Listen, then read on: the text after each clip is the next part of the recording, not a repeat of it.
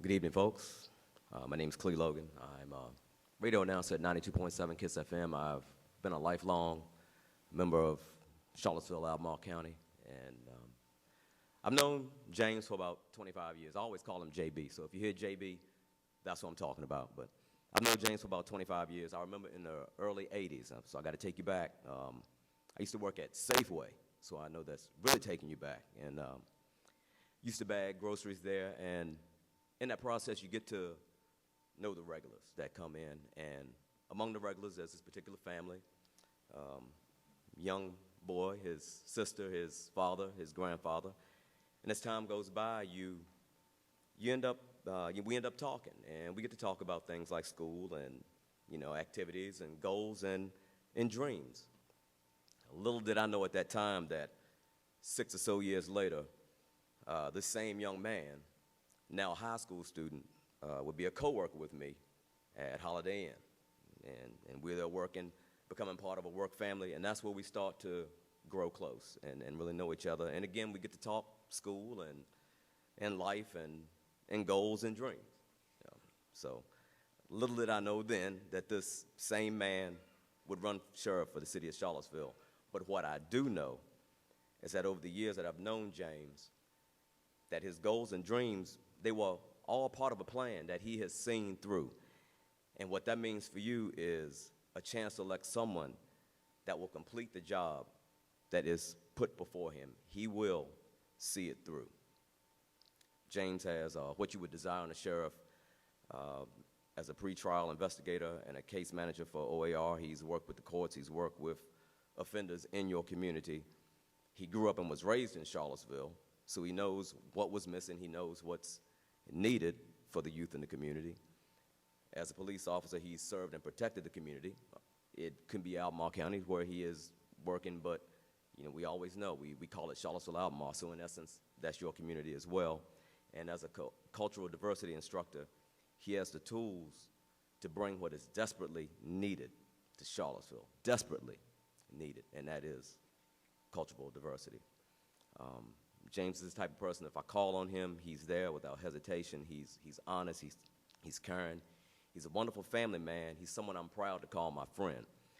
He's got young children, and he wants to ensure that they grow up in a safe, nurturing environment, and he knows that he cannot provide it for them unless he provides it for you.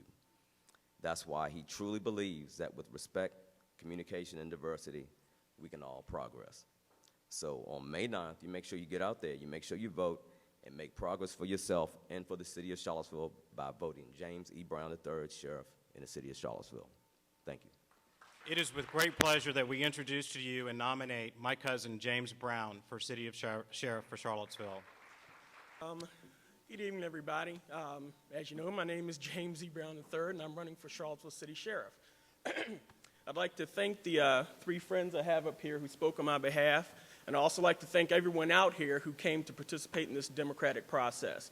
If you're supporting me, supporting my opponents, the main thing is to be involved, get out there, vote, and make sure that people are represented and everything is going well with the process.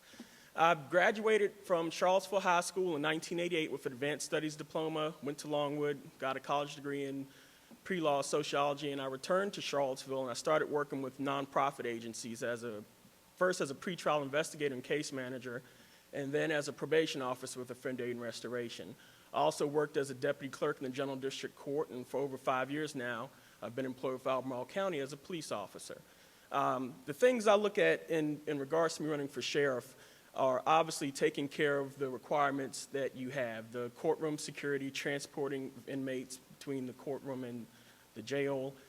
You also have the civil process of serving civil papers in regards of someone suing you or if you're being evicted, things of that nature. And you also transport people that have mental health issues. Now, the mental health issues is kind of one of the things I've been doing with the crisis intervention team through the Jefferson Area Community Corrections. And I'm actually a certified instructor for that, and I also teach cultural diversity through that program as well. The things I look at if I were sheriff was in continuing those things is also working with the youth, and there's a program called PALS, and that works with law enforcement and youth, and another program called X2 Rep, and that basically gives the juvenile or young people the opportunity to pursue their dreams. It's letting them see what's inside of them and then getting them to take the steps to get to where they want to go.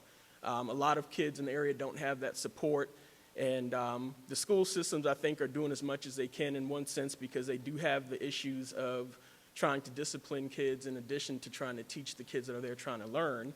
However, I think the high dropout rate is something that could also be addressed if we can get the youth more motivated to look at their own responsibilities and for them taking care of themselves. I also look at, if I'm elected as sheriff, one of the things I would look at doing in regards to trying to help the city go green is I would look at switching to hybrid vehicles. As the vehicle's phased out, you have an opportunity to get another vehicle. Ford is the main vehicle people use with the Crown Victoria, but they also make an Escape hybrid, and they also will be making a Ford Fusion hybrid, which is another four-door car, and that is another vehicle I think could be used to help with the city in the process of going green. And okay, I'm sorry, I'm getting a notice that my time is running out. So I just want to basically just let you know that I have a vision for the Sheriff's Department for leading it into the future. I'd like to see some solar panels used on all the city buildings to help with the energy usage. And a lot of people don't know this, but if you actually can use solar panels and generate enough electricity, power company has to buy it back from you. So that would also be a way of possibly making money for the city. I guess I should go ahead and just finish up. Again, I'd like to thank everyone for coming out, and hopefully on May 9th you'll come out to support me here at Burley School and vote for James E. Brown III as your next sheriff. Thank you.